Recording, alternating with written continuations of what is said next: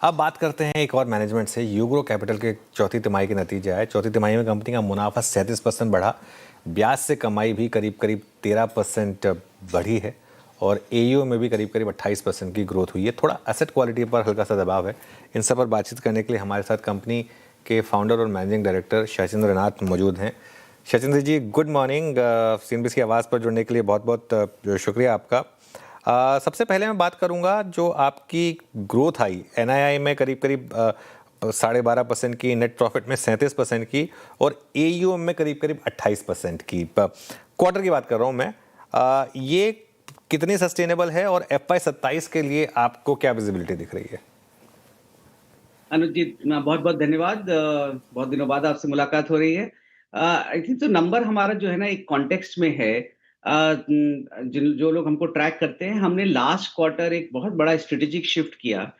यूग्रो जो है वो एमएसएमई फाइनेंसिंग के हर सेगमेंट में ऑपरेट करता था, लेकिन हमने 7 फरवरी को ये डिसाइड किया कि हमारे जितने भी लोअर यील्डिंग सेगमेंट हैं, स्पेशली जो डीएसए लेड सेगमेंट हैं जहां हम 14 या 15% पे लेंड करते हैं, उसको हमने स्टॉप किया। क्योंकि हमारा जो माइक स्मॉल टिकट लैब बिजनेस है, उसकी जो ब्रांच नेटवर्क है वो काफी वृहद तौर पे बन चुका था। 318 ब्रांचेस हमारी कंप्लीट हो गई थी। So going forward for next 2-3 years, जो हमारा स्मॉल टिकट लैब है जो 18% के यील्ड पे होता है, और जो हमारा मर्चेंट लेंडिंग बिजनेस है जो 26% के यील्ड पे होता है, ये अब ग्रो करेगा। ये दोनों करीब 5,000 करोड़ है 15,000 करोड़ में। और बाकी जो हमारा 10,000 करोड़ का लोअर यील्डिंग पोर्टफोलियो है वो ग्रेजुअली रन डाउन होगा। इसकी वजह से ही जो आप देखेंगे जो हमारा जंप आया है, वो हमारा हायर यील्डिंग सेगमेंट, हमारा मार्च का महीना सबसे अच्छा महीना था in history of Ugro.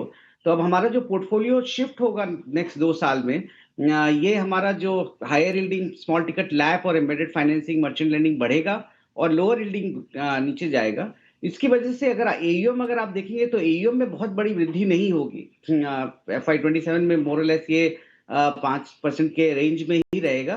But underline portfolio shift होगा, लोअर यील्डिंग नीचे जाएगा, हायर यील्डिंग ऊपर जाएगा। और इंटरेस्ट इनकम और निम जो है इसकी वजह से बहुत सिग्निफिकेंट इंप्रूव होगा। हम करीब 2% के आरओए पे हैं, और हमने जो टारगेट किया है कि FY29 तक हम 3-1% के आरओए पे जाएंगे। और अब हमारा जो बिल्ड आउट ऑफ आरओए है ना, वो पूरा कैश प्रॉफिट जनरेटिंग आरओए है, जिसकी वजह से हमको नेक्स्ट 3 साल कोई कैपिटल भी नहीं चाहिए। तो हम जो बोल रहे हैं कि अब हमारी सारी फ्यूचर ग्रोथ वो जो है वो कंपाउंडेड ग्रोथ है, जो शेयर होल्डर को अच्छा रिटर्न देगी। ओके। थोड़ा सा आपकी एसेट क्वालिटी पर इस बार थोड़ा प्रेशर देखने को मिला है। आपका gross NPA quarter on quarter 2.2 से 2.5 पर आया है। नेट एनपीए भी थोड़ा सा बढ़ा है। ये क्यों हुआ? कोई वन ऑफ था क्या? और यहाँ पर क्या कोई स्ट्रेस दिख रहा है आपको? नहीं, ये भी सिर्फ स्टैटिस्टिकल है अनुज जी।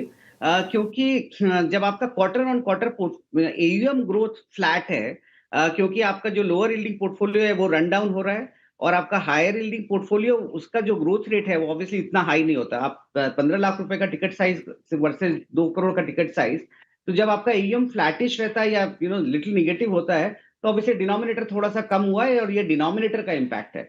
हमारा portfolio quality otherwise segment wise is completely doing fine. अच्छा सचिंद्र जी, आपने दो बातें कही। मर्चेंट लैंडिंग बिजनेस में आप एक ग्रोथ देख रहे हैं, कितना ग्रोथ देख रहे हैं? और दूसरी बात, एक मैं सीधे आना चाहूँगा, अभी आपने एक और बात पॉइंट आउट की, एनआईएम्स एक्सपेंशन। आई मीन अगले 2 क्वार्टर में मान के चलूँ मैं अभी, तो एनआईएम्स में कितना एक्सपेंशन देख रहे हैं आप?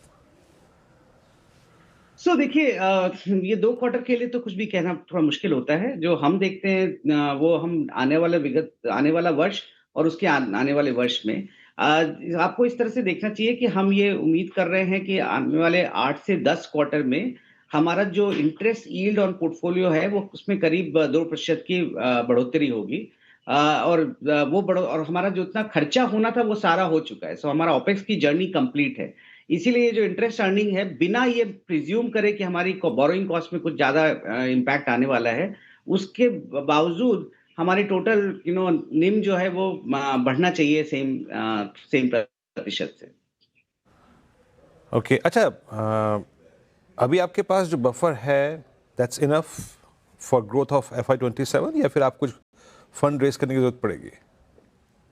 नहीं, हमने बहुत क्लियरली बोला है। अगर आप हमारा रिजल्ट प्रेजेंटेशन देखेंगे, हमारा February 7 का अनाउंसमेंट देखेंगे, कि नेक्स्ट अप टिल FY29 हम कोई कैपिटल नहीं रेज करेंगे। हम करीब 21.5% की कैपिटल एडिक्वेसी पे हैं और अब हमारा क्योंकि पोर्टफोलियो रीबैलेंस हो रहा है, लोअर यील्डिंग पोर्टफोलियो घटेगा और हायर यील्डिंग पोर्टफोलियो बिल्ड होगा, तो हमको कोई कैपिटल नहीं चाहिए नेक्स्ट 3 साल पे। इसीलिए जो आरओए का जो इंक्रीज है और जो आरओई का इंक्रीज है वो कंपाउंडिंग है। क्योंकि और कैपिटल रेज करके हम शेयर होल्डर डाइल्यूट नहीं करना चाहते हैं, हमने बहुत सिग्निफिकेंट कैपिटल ऑलरेडी रेज कर रखी है। तो नेक्स्ट अप टिल FY 29 हमको कोई कैपिटल रेज करने की जरूरत नहीं होगी। ओके सत्येंद्र जी, बहुत बहुत शुक्रिया आप इस कार्यक्रम में शामिल हुए और इस क्वार्टर के नंबर्स पे और आगे के नंबर्स को लेकर अपना ग्रोथ आउटलुक आपने शेयर किया। बहुत बहुत शुक्रिया and have a nice day. और साथ ही साथ आपको अगले क्वार्टर के लिए शुभकामनाएं, अग्रिम शुभकामनाएं।